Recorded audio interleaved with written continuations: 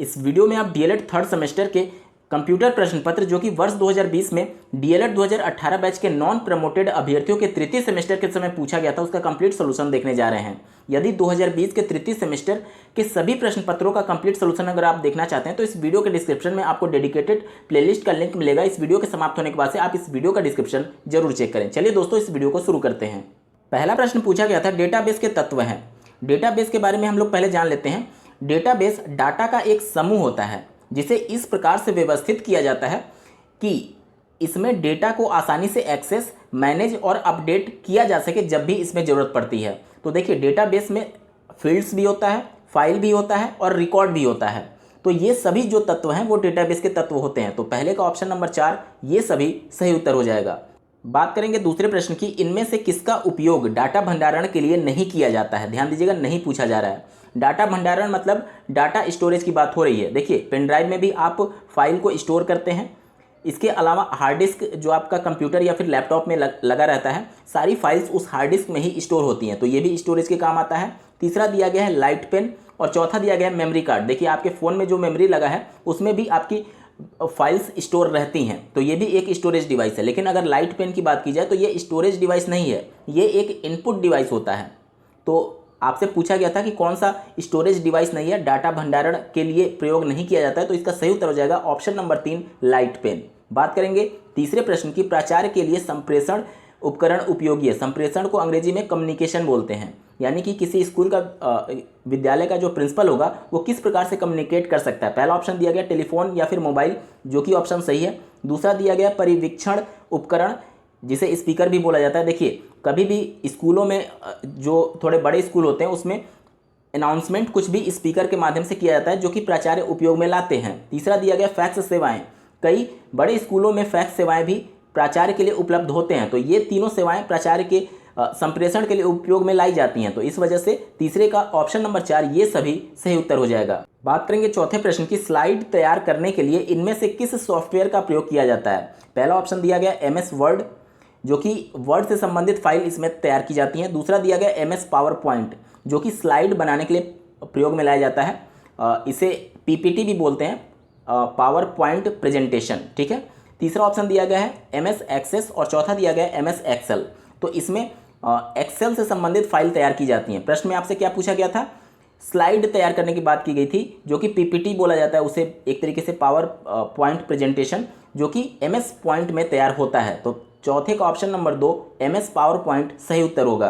पांचवा प्रश्न पूछा गया था, इंटरनेट के जन्मदाता के रूप में जाना जाता है। पहला ऑप्शन दिया गया बिल क्लिंटन, दूसरा बिल गेट्स, तीसरा लियोनार्ड क्लोन रॉक और चौथा इनमें से कोई नहीं। इसमें कोई भी ऑप्शन सही नहीं है। इंटरनेट के जन्मदाता के रूप में विंटेन सर्फ या फिर कहीं कहीं आपको विंट सर्फ लिखा हुआ भी मिलेगा, उन्हें फादर ऑफ इंटरनेट कहा जाता है, जो कि ऑप्शन में नहीं दिया गया। इस वजह से इनमें से कोई नहीं वाला चौथा ऑप्शन सही उत्तर हो जाएगा। पांचवे का ऑप्शन नंबर 4 सही उत्तर है। बात करेंगे अति लघु उत्तरीय प्रश्नों की। छठवां प्रश्न पूछा गया था, भारतवर्ष में सर्वप्रथम रेडियो स्टेशन का उद्घाटन कब हुआ। देखिए, ये एक विवादित प्रश्न है। वर्ष 1927 तक भारत में बहुत सारे रेडियो क्लब का स्थापना हो चुका था, लेकिन पर्टिकुलर कोई डेट बताना बहुत मुश्किल है। इस वजह से अगर आप 1927 ईस्वी भी लिख देंगे तो भी आपका उत्तर सही होगा, लेकिन एक कॉमन डेट जो निकल करके आता है वो जुलाई 1927 में प्रथम रेडियो स्टेशन का उद्घाटन किया गया था भारतवर्ष में। वहीं 1936 में भारत में सरकारी इंपेरियल रेडियो ऑफ इंडिया की शुरुआत की गई, जो कि आज़ादी के बाद इसी का नाम बदल करके ऑल इंडिया रेडियो या फिर आकाशवाणी के नाम से जाना जाने लगा। बात करेंगे सातवें प्रश्न की, स्लाइडें कितने प्रकार की होती हैं। स्लाइड के प्रकार की बात की जाए तो बेसिकली 3 प्रकार की स्लाइड MS पावर पॉइंट में होती है। पहला टेक्स्ट स्लाइड, दूसरा कॉन्सेप्चुअल स्लाइड्स और तीसरा क्वांटिटेटिव चार्ट्स। देखिए, जिस स्लाइड में केवल टेक्स्ट लिखे होते हैं वह उसे टेक्स्ट स्लाइड के नाम से जानते हैं। जिसमें कॉन्सेप्चुअल कॉन्सेप्ट होते हैं उन्हें कॉन्सेप्चुअल स्लाइड्स के नाम से जानते हैं, और जिसमें क्वांटिटी से संबंधित डिजिट्स लिखे रहते हैं उनको क्वांटिटेटिव चार्ट्स स्लाइड के नाम से जाना जाता है। और बेसिकली ये तीनों अलग अलग स्लाइड्स होती हैं, और अगर इसको मर्ज भी किया जाए तो उन सबको भी मर्ज किया जा सकता है। तो बेसिकली आपसे यही पूछा गया था कि स्लाइड कितनी प्रकार की होती है, तो आप 3 प्रकार का लिख सकते हैं। पहला टेक्स्ट स्लाइड, दूसरा कॉन्सेप्चुअल स्लाइड्स और तीसरा क्वांटिटेटिव स्लाइड्स। आठवां प्रश्न पूछा गया था, क्लाइंट से क्या आशा है। देखिए किताबी भाषा की अगर मैं बात करूं तो क्लाइंट का डिफिनीशन आपको ये लिखना पड़ेगा कि क्लाइंट एक कंप्यूटर सिस्टम है जो किसी तरह के नेटवर्क के जरिए अन्य कंप्यूटरों पर सर्विस एक्सेस करता है।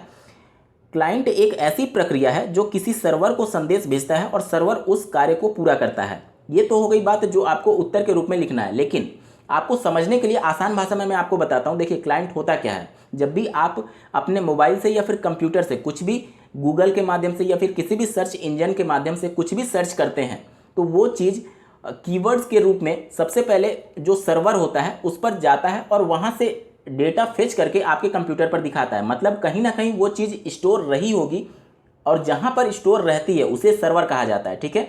और वो सर्वर आपके द्वारा जो डिमांड की जा रही है इंफॉर्मेशन उस कमांड को ले रहा है और उस कमांड के अनुसार आपको डेटा आपके कंप्यूटर स्क्रीन पर या फिर आपके मोबाइल पर प्रदर्शित कर रहा है। तो आप जिस मोबाइल पर या फिर कंप्यूटर पर कार्य कर रहे हैं और सर्वर को इंस्ट्रक्शन दे रहे हैं कुछ भी सर्च करने के लिए, तो वो जिस कंप्यूटर या फिर मोबाइल पर आप जुड़े हुए हैं वो क्लाइंट कहलाएगा। और जहाँ से इंफॉर्मेशन आ रही है, जैसे कि गूगल से आप सर्च कर रहे हैं तो गूगल का कहीं ना कहीं एक सर्वर होगा, उस सर्वर से डेटा आपके क्लाइंट कंप्यूटर या फिर क्लाइंट मोबाइल पर एक्सेस होकर के आ रहा है। कहने का मतलब ये है कि सभी मोबाइल और कंप्यूटर इंटरनेट की दुनिया में एक दूसरे से जुड़े हुए हैं और जो भी इंफॉर्मेशन मांगा जाता है वो सर्वर से इंफॉर्मेशन उस यूजर के मोबाइल या फिर कंप्यूटर पर एक्सेस जो कर रहा है उसी यूजर के मोबाइल या फिर कंप्यूटर को क्लाइंट के नाम से जाना जाता है। बात करेंगे 9वें प्रश्न की, वेब ब्राउजर से आप क्या समझते हैं। वेब ब्राउजर एक एप्लीकेशन सॉफ्टवेयर होता है जिसकी मदद से इंटरनेट पर मौजूद बहुत सारे वेब पेजेस को देख सकते हैं और उनके फाइलों और दूसरे डॉक्यूमेंट्स जैसे वीडियोस, इमेजेस और टेक्स्ट का अनुवाद वेब ब्राउजर करता है और हमारे डिवाइस के स्क्रीन पर दिखाता है। अब आसान भाषा में समझिए, वेब ब्राउजर इंटरनेट पर कुछ भी आपको सर्फ करने के लिए एक्सेस करता है। हमने डिफिनीशन में पढ़ा कि ये एक एप्लीकेशन सॉफ्टवेयर है। देखिए सॉफ्टवेयर बेसिकली दो प्रकार का होता है, पहला सिस्टम सॉफ्टवेयर और दूसरा एप्लीकेशन सॉफ्टवेयर। सिस्टम सॉफ्टवेयर उन सॉफ्टवेयर को कहते हैं जो कि कंप्यूटर को रन करने के लिए आवश्यक होता है। जैसे कि अगर मैं बात करूं कि विंडोज हो गया या फिर इस प्रकार से कोई भी ऑपरेटिंग सिस्टम है तो वो जरूरी होगा कंप्यूटर के चलने के लिए। तो जो कंप्यूटर चलने के लिए आवश्यक होता है उसको सिस्टम सॉफ्टवेयर कहते हैं, मतलब उसकी बिना वो कंप्यूटर ऑन ही नहीं होगा, जैसे कि ऑपरेटिंग सिस्टम, ठीक है। लेकिन वेब ब्राउजर को एप्लीकेशन सॉफ्टवेयर की कैटेगरी में इस वजह से रखा गया क्योंकि एप्लीकेशन सॉफ्टवेयर वे सॉफ्टवेयर होते हैं जिनके बिना भी कंप्यूटर रन कर सकता है। जैसे कि अगर आपके कंप्यूटर में इंटरनेट एक्सप्लोरर नहीं है जो कि एक वेब ब्राउजर है तो भी आपका कंप्यूटर चलेगा। तो वेब ब्राउजर ही बेसिकली वो एप्लीकेशन सॉफ्टवेयर है जो कि इंटरनेट की दुनिया से आपको जोड़ करके रखता है और जो भी कंटेंट है या फिर जो भी इंफॉर्मेशन है वो आपको आपकी भाषा में समझने के लिए ट्रांसलेट करके आपकी स्क्रीन पर दिखाता है। 10वां प्रश्न पूछा गया था, स्मार्ट क्लास का क्या महत्व है। स्मार्ट क्लास का मतलब ये होता है कि वहाँ पर क्लास में स्मार्ट बोर्ड का उपयोग किया जाएगा या फिर इंटरनेट से जुड़ा हुआ वो क्लास रहेगा। कोई भी इंफॉर्मेशन तुरंत क्लास में एक्सेस की जा सकती है टीचर के माध्यम से और बच्चों को दिखाई जा सकती हैं। इससे जो बच्चों की ज्ञानेंद्रियां जितनी ज़्यादा एक्टिव रहेंगी, मतलब कि अगर ऑडियो विजुअल डिवाइसेज भी वहाँ पर यूज किए जाते हैं तो उससे बच्चे सुनने के साथ साथ उसको देख भी रहे हैं और प्रत्यक्ष उनको ज्ञान प्राप्त हो रहा है। इससे उनका जो ज्ञान होगा वह काफ़ी लंबे समय तक और एक तरीके से स्थायी रहता है। इसके अलावा बच्चों में रुचि उत्पन्न होती है, बच्चे पढ़ने के लिए उत्सुक होते हैं। इसके अलावा आप लोग लिख सकते हैं कि टीचर्स के पास एक्सेस रहता है कि किसी भी इंटरनेट से संबंधित सूचना को वो बच्चों को तुरंत सूचना प्रदान कर सकता है। तो ये कुछ महत्वपूर्ण महत्व आप लिख सकते हैं। बात करेंगे 11वें प्रश्न की, सर्च इंजन क्या है। सर्च इंजन एक प्रोग्राम होता है, इसे एप्लीकेशन सॉफ्टवेयर की कैटेगरी में रखा जा सकता है जो इंटरनेट पर उपलब्ध सूचनाओं में से किसी विशेष सूचना को ढूंढकर जो यूजर के द्वारा वांछित होता है, मतलब उसके द्वारा सर्च किया जाता है, उसको यूजर के स्क्रीन पर प्रदर्शित करता है। जैसे कि गूगल हो गया, याहू हो गया, बिंग हो गया, आस्क हो गया, ये सभी सर्च इंजन की कैटेगरी में आते हैं। मतलब इनका प्रयोग जब आप करेंगे तो ये जो भी आप सर्च करेंगे वो आपके कीवर्ड्स के अनुसार इंटरनेट पर जो भी डेटा उपस्थित होता है उसी में से वो सर्च करके आपके स्क्रीन पर प्रदर्शित कर देते हैं। बात करेंगे अब लघु उत्तरीय प्रश्नों की। बात करेंगे 12वें प्रश्न की, दूरदर्शन द्वारा शिक्षा विकास के लिए प्रदान किए जाने वाली सेवाओं को बताइए। देखिए दूरदर्शन के द्वारा कई सेवाएं दी जाती हैं जो कि शिक्षा के विकास से संबंधित होती हैं। पहला होता है संभाषण, मतलब डायलॉग। दो व्यक्तियों के आपसी वार्तालाप को प्रसारित किया जाता है जिसमें एक व्यक्ति पूछे गए प्रश्नों का उत्तर देते हुए बच्चों के ज्ञान की वृद्धि कर सकता है। दूसरा होता है एकांकी वार्ता, मतलब मोनोलॉग। इस प्रकार के कार्यक्रम में केवल एक व्यक्ति ही किसी वांछित सूचना को दूरदर्शन के माध्यम से एक तरीके से जन जन तक पहुंचाता है और जो कि शिक्षा के विकास में लाभकारी होता है। तीसरा आप लिख सकते हैं साक्षात्कार। इस कार्यक्रम में बहुत ही प्रभावशाली जो लोग होते हैं उनका इंटरव्यू लिया जाता है और इस माध्यम से शिक्षा का विकास किया जा सकता है। इसके बाद से आप लिख सकते हैं नाटक के माध्यम से शिक्षा का विकास किया जाता है। बच्चों को एक तरीके से नाटक देखना पसंद भी होता है, तो इस प्रकार से शिक्षा का विकास किया जा सकता है। और आप लिख सकते हैं भूमिका निर्वाह शिक्षा, जिसे अंग्रेजी में सिमुलेटेड एजुकेशन के नाम से जाना जाता है। तो ये कुछ महत्वपूर्ण सेवाएं आप दूरदर्शन की लिख सकते हैं। बात करेंगे 13वें प्रश्न की, कार्यालय स्वपालन से आप क्या समझते हैं। देखिए यहाँ पर थोड़ा सा मिसप्रिंट हो गया, स्वपालन नहीं बल्कि स्वचालन होगा। देखिए कार्यालय स्वचालन का मतलब ये होता है कि ऑटोमेटेड ऑफिस। कई मैकेनिकल ऑफिस आप देखे होंगे जहाँ पर ऑटोमेटिक मशीनें लगी होती हैं जो कि पूरे कार्यालय का संचालन स्वयं करती हैं। ऑटोमेटिक मशीनें जो कि ऑटोमेशन के क्षेत्र में यूज किया जाता है। तो इसी पूरे कॉन्सेप्ट को ही कार्यालय स्वचालन के नाम से जाना जाता है। बात करेंगे 14वें प्रश्न की, प्रसार भारती द्वारा दी जाने वाली शैक्षिक सेवाएं कौन कौन सी हैं। प्रसार भारती के माध्यम से कई ज्ञानवर्धक प्रोग्राम बच्चों के लिए चलाए जाते हैं। इसके अलावा कई महान व्यक्तियों के सीधा संपर्क करके उनका इंटरव्यू प्रसारित किया जाता है।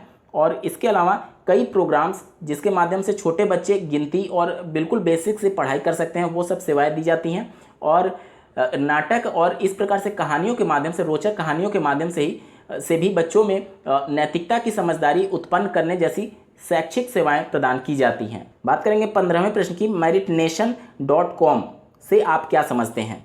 तो meritnation.com एक वेबसाइट है जो कि ऑनलाइन शिक्षा के माध्यम से जुड़ा हुआ है।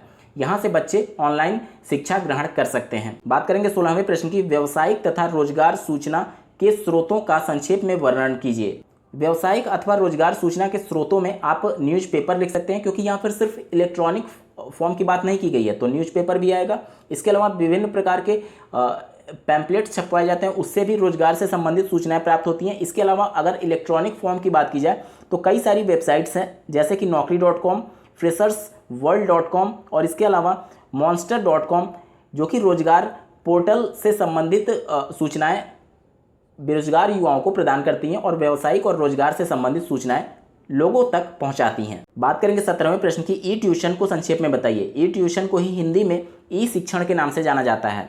इंटरनेट के जरिए या फिर ऑनलाइन ली जाने वाली कक्षा या की जाने वाली पढ़ाई को ई शिक्षण या फिर ई ट्यूशन के नाम से जानते हैं। बहुत सारी वेबसाइट्स हैं और उनके एप्लीकेशन भी आते हैं, जैसे बाइजू हो गया या फिर अनअकैडमी हो गया, एक्स्ट्रा मार्क्स हो गया, ई ट्यूशन हो गया, ये सभी ई ट्यूशन के उदाहरण है।